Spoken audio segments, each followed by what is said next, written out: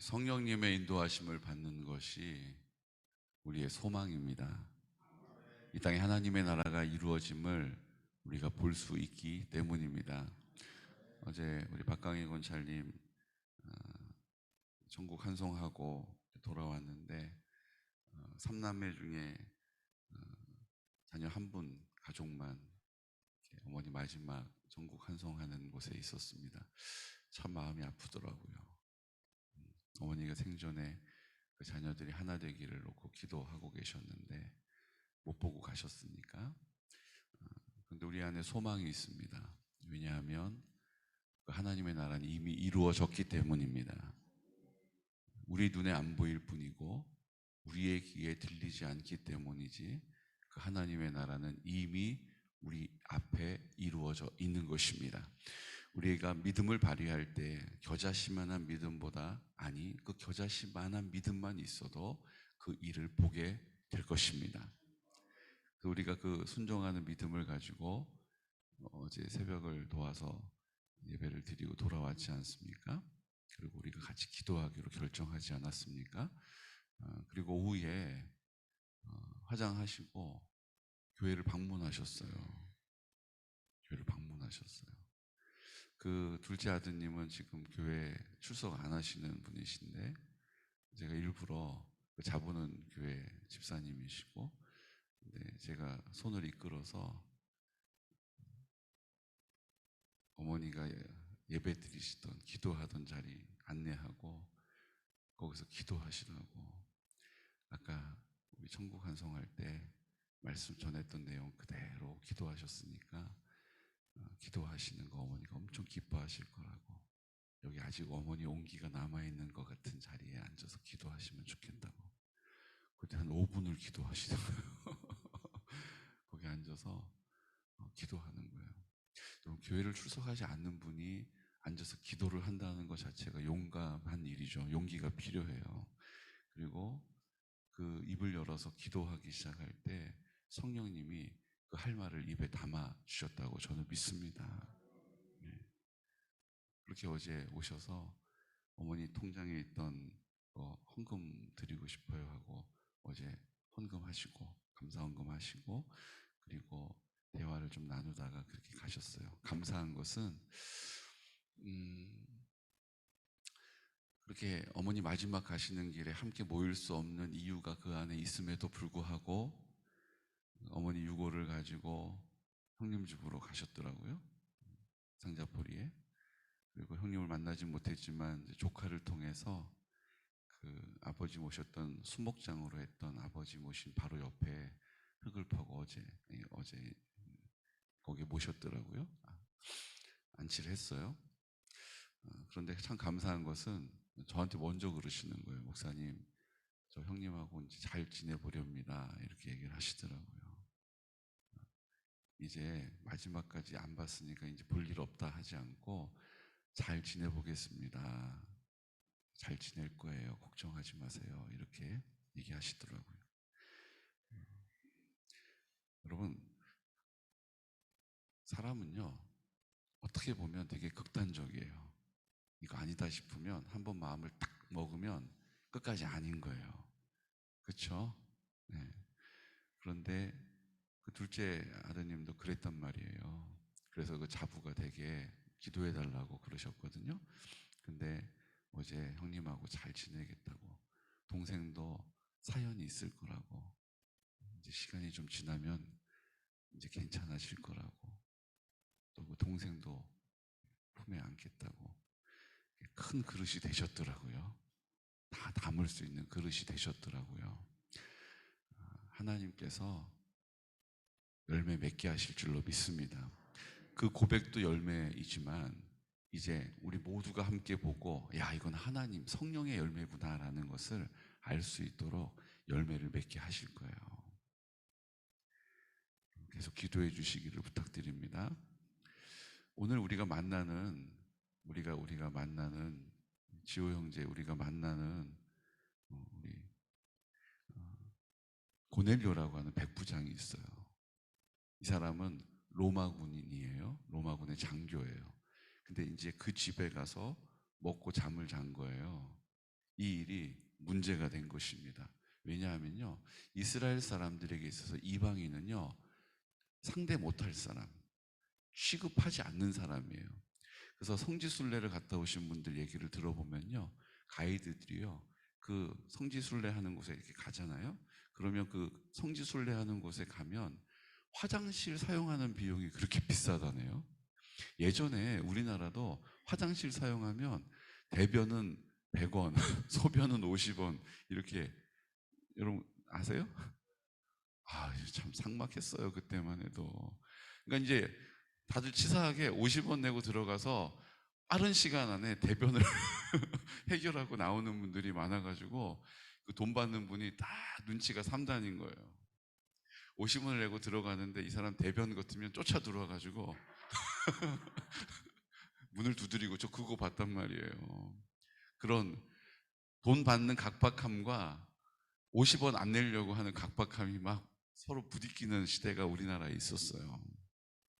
근데 이스라엘도 물가가 엄청 비싸고요. 그 화장실 사용료를 받는다고 그래요. 그런데 화장실 사용료를 내지 않는 방법이 있대요. 가서 나 이방인이요 이러면 통과를 해요. 그래서 가이드가 가서 이방인이요 라고 얘기하는 거 가르쳐 주고 앞에 가서 나 이방인 그러면은 이런다는 거예요. 그게 이방인이어가지고 선대해 주는 게 아니에요.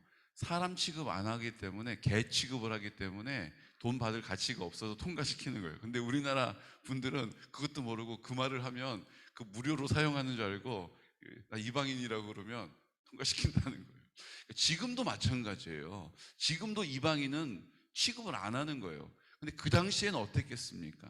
그런데 그 취급하지 않는 그 이방인의 집에 거기다가 우리 전명군인 로마군의 장교 아닙니까? 우리로 치면 일제시대 때 악랄하게 우리를 괴롭혔던 그 일본군의 장교네 집에 가가지고 희희낙낙거리면서 먹고 잠을 잤다라는 얘기를 들으니 분통이 터지는 거죠. 그래가지고 그거에 대해서 막 비난을 하는 거예요. 네가 그러고도 사람이냐? 이러면서 그 베드로를 막 혼내고 있는 거죠. 책망하고 있는 거죠. 사랑하는 성도 여러분, 오늘 이 말씀을 보십시오. 그렇게 비난하고 있는, 왜 이방인 사람 취급하지 않는 하나님이 그 사람들 상종하지 말라고 했던 이방인 만나고 난리냐라고, 거기 가가지고 기도해주고 거기 가서 복음을 전했냐라고, 그 사람들은 복음과 상관이 없다라고 말하고 있었던 사람들에게 오늘 베드로가 해명을 하고 있는 거예요. 어떻게 된 일인지를 자초지정을 설명을 해주고 있는 것입니다. 뭐라고 이야기합니까? 우리 4절 말씀 볼까요? 베드로가 그들에게 이 일을 차례로 설명하여, 자 이제 설명하기 시작합니다. 5절 함께 선포할까요? 이르되 내가 욥바시에서 기도할 때에 황홀한 중에 환상을 보니 큰 보자기 같은 그릇이 내 귀에 매여 하늘로부터 내리어 내 앞에까지 드리워지거늘. 6절 이것을 주목하여 보니 땅에 4발 가진 것과 들짐승과 기는 것과 공중에 나는 것들이 보이더라. 또 그 들으니 소리가 있어 내게 이르되 베드로야 일어나 잡아 먹으라 하거늘. 내가 이르되 주님 그럴 수 없나이다. 속되거나 깨끗하지 아니한 것은 결코 내 입에 들어간 일이 없나이다 하니. 어떻게 했다고요? 그 보자기 안에 들어있는 것들이 이스라엘 사람들이 절대로 먹지 않는, 하나님이 레위기에서 먹지 말라라고 말씀하신 것들이 거기에 그득 들어있는 거예요.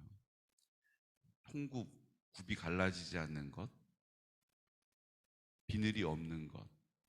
성경에 먹지 말라라고 말씀하셨던 것들이 다 거기에 들어있는데 이것을 베드로에게 먹어라 라고 말씀하신 거예요. 그래서 베드로가 뭐라고 얘기했습니까? 저 속되거나 깨끗하지 않은 거 제 입에 들어간 일이 없어요. 저는 말씀대로 하나도 어김이 없이 지키면서 여기까지 왔어요. 이렇게 얘기한 거예요. 그랬더니 소리가 하나님 뭐라고 그러셨어요? 하나님이 깨끗하게 하신 것을 네가 속되다고 하지 말아라 이렇게 얘기하셨어요. 자 그러면 예 이래야 되는데 뭐라고 그래요? 그래도 그래도 저는 속되거나 깨끗하지 않은 것은 먹지 않습니다 이렇게 얘기한 거예요. 그때 또 한 번 소리가 나는 거예요. 하나님이 깨끗하게 하신 것을 네가 속되다라고 말하지 말아라 라고 얘기하신 거예요. 그럼 뭐라고 해야 돼요? 예, 하나님, 그럼 먹어야죠. 이래야 되는데 베드로가 또 뭐라고 그랬어요? 저는요, 깨끗하지 않고 속된 것을 먹은 적이 없습니다. 저 그거 안 먹었다니까요, 지금까지도.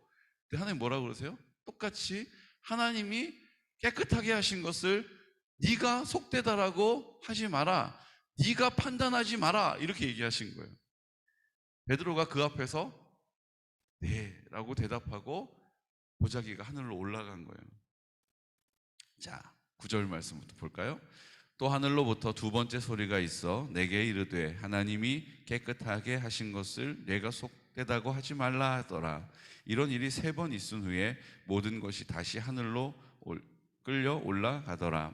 마침 3사람이 내가 유숙한 집에서 집 문 앞에 서 있으니 가이사랴에서 내게 보낸 사람이라. 고넬료의 하인들이죠. 성령이 내게 명하사 아무 의심 말고 함께 가라 하심에 이 6 형제도 나와 함께 가서 그 사람의 집에 들어가니 그가 우리에게 말하기를 천사가 내 집에 서서 말하되 내가 사람을 요바에 보내어 베드로라 하는 시몬을 청하라. 그가 너와 내 온 집이 구원받을 말씀을 내게 이르리라 함을 보았다 하거늘 내가 말을 시작할 때에 성령이 그들에게 임하시기를 처음 우리에게 하신 것과 같이 하는지라. 아멘. 결국 성령님이 이끌어 가시는 대로 순종하면 성령의 충만을, 성령의 역사를 경험하게 되는 것입니다.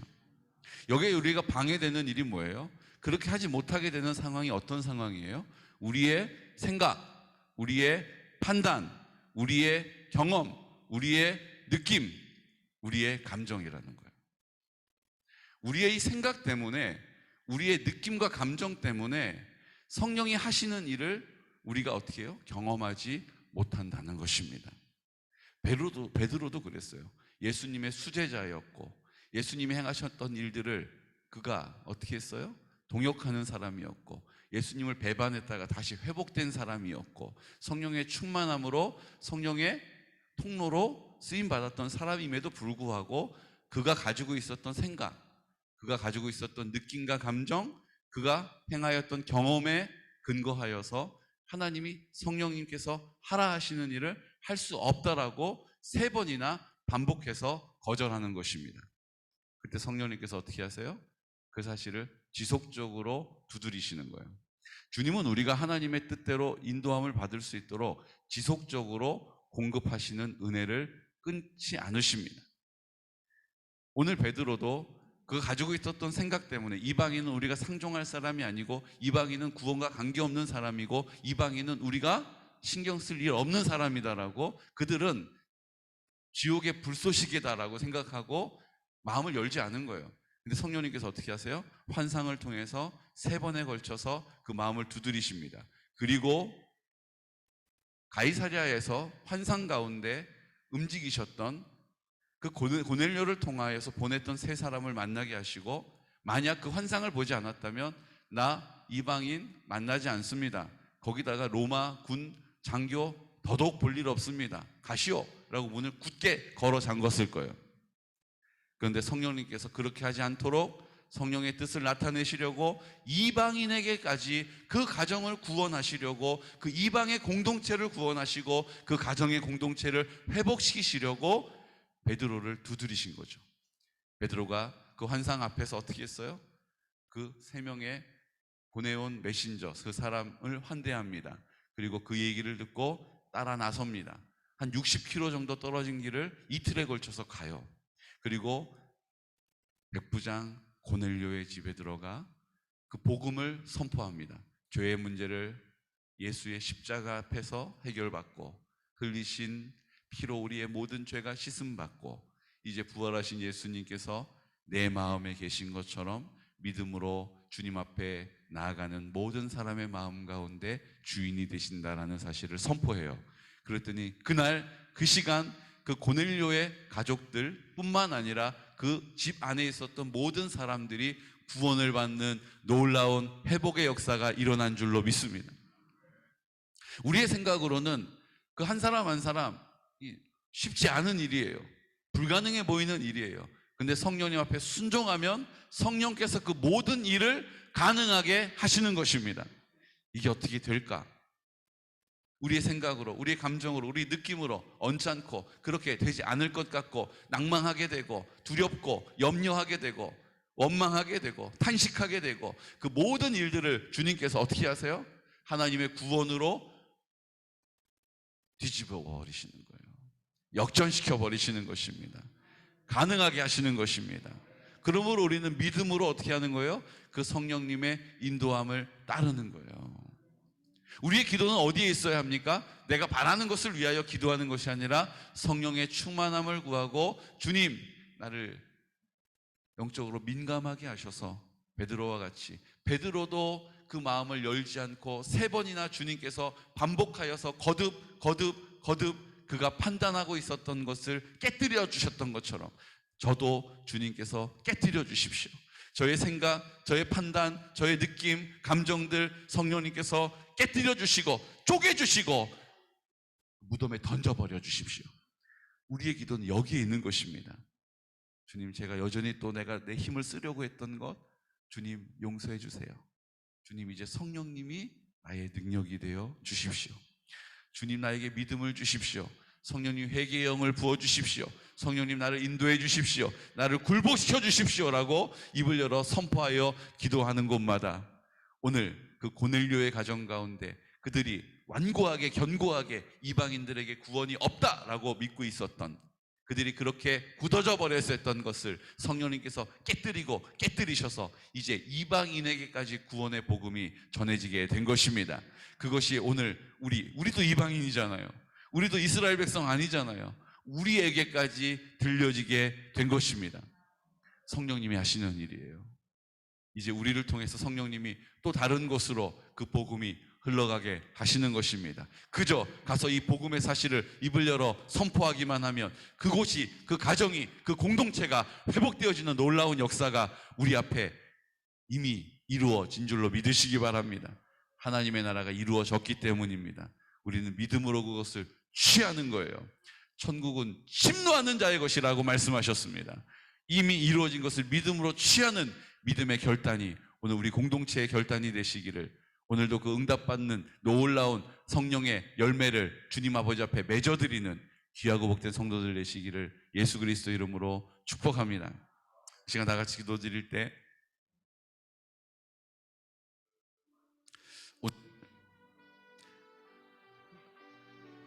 11장 후반절에 가면 바나바가 등장합니다. 이렇게 성령의 인도함을 받기로 결정하고 그 성령의 인도함을 받는 사람들에게 한마디 권면을 합니다. 모든 사람에게 굳건한 마음으로 주와 함께 머물러 있으라 권하였습니다. 굳건한 마음으로 주와 함께 머물러 있어야 하는 것입니다. 주님, 우리를 주와 함께 머물러 있을 수 있도록 믿음 주신 것 감사합니다. 이제 하나님의 나라 우리 앞에 이미 십자가로 이루어 주셨사오니 이제 믿음으로 취하게 하여 주옵소서. 담대하게 입을 열어 기도하게 하여 주십시오. 성령님, 우리를 깨끗하게 하여 주시고 내 마음 가운데 전부가 되어 주시고 내 안에 생명의 근원이 되신 예수 그리스도의 이름으로 기도할 때마다 회복되게 하여 주시고 어두움의 영이 떠나가게 하여 주시고 하나님, 온전히 성령으로 나를 다스려 주시옵소서. 나를 굴복시켜 주시옵소서라고 이 시간 주의 뜻 이루어질지어다, 주의 뜻 이루어질지어다 나사렛 예수 그리스도 이름으로 선포하면서 기도드리겠습니다. 주여, 주여, 주여.